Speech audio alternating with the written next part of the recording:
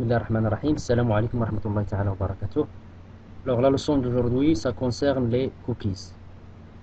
Alors pour les cookies, ils sont manipulés sur toutes les pages et ils sont stockés sur la machine client. Alors les cookies permettent de stocker les données sur le poste client.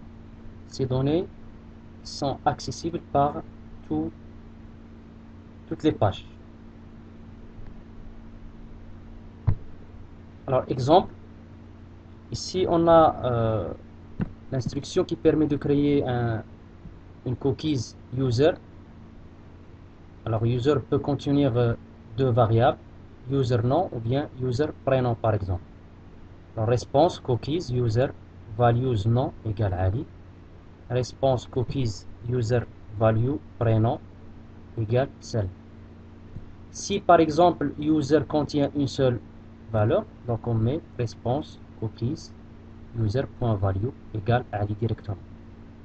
Response cookies user expire that time now add days 15, c'est-à-dire il va être expiré dans 15 jours, c'est-à-dire quand il passe 15 jours, la cookies il va être expirée automatiquement.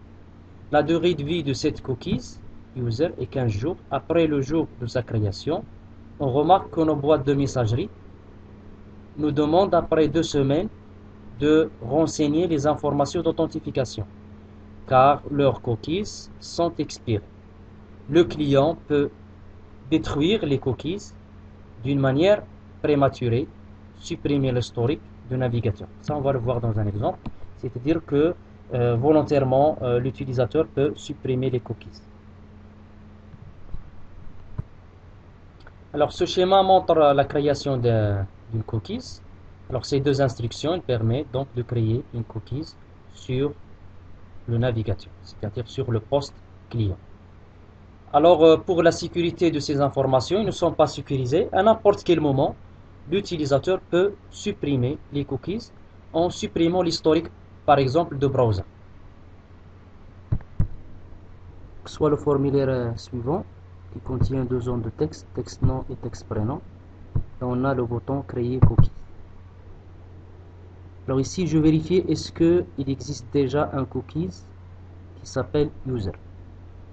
Alors s'il n'existe pas, donc il va créer cookies user value nom. Il récupère le nom et puis response cookies user value prénom, il récupère le prénom.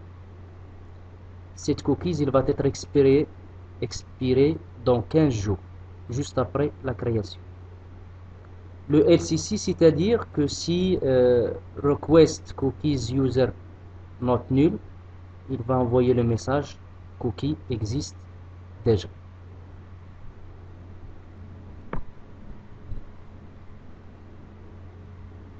Alors maintenant, si je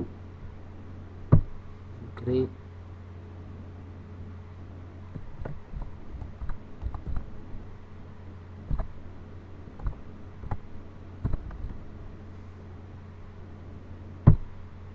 créer cookies, si je clique une autre fois, il a trouvé la cookies qui était déjà créée. Alors maintenant la cookies elle est créée. Je crée un autre bouton pour récupérer les valeurs de la cookies. Alors il vérifie l'existence de la cookies.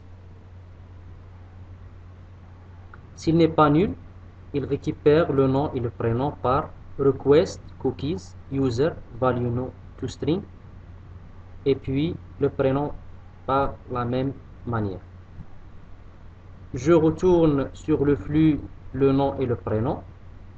Alors si la cookies n'existe pas, il va nous retourner cookies user n'existe pas. Donc on teste.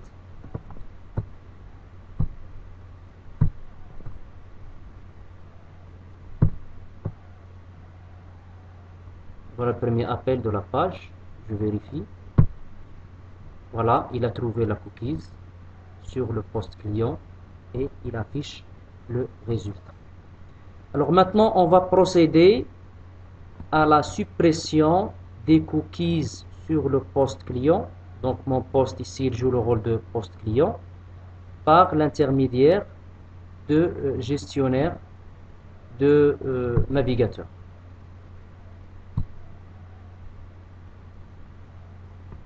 Alors, via ce gestionnaire, on peut supprimer les cookies. Donc, supprimer les cookies. Je supprime.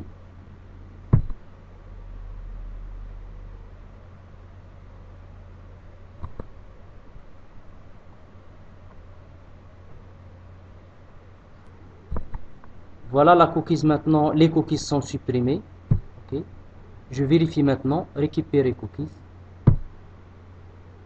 Cookies user n'existe pas. Voilà, la cookies, il est